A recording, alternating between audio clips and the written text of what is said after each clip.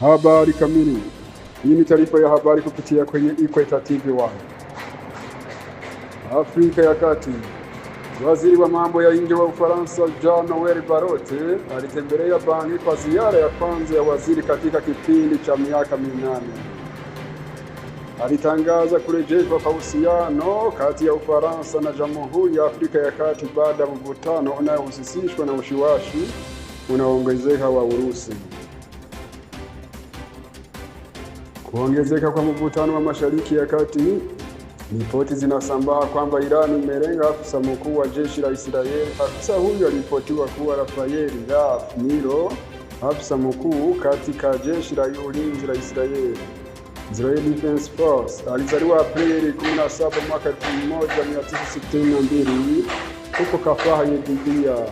Alikuwa ameongeza kamanda ya mbele ya nyumbani tangu Julai mwaka 2022 akiwa na cheo cha meja jenerali kabla ya kuteuliwa kwa kuwa mkuu wa majeshi kaskazini.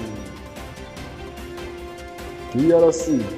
Mapigano makali yalipotiwa Jumapili hii huko Kalinga katika nyanda za juu za Minembwe. Mapigano hayo yanawakutanisha wapiganaji wa Twirwaneho na washirikana wa harakati ya muungano wa Mto Kongo M23 dhidi ya vikosi vya jeshi la Jamhuri ya Kidemokrasia ya Kongo vinavyoungwa mkono na jeshi la Burundi.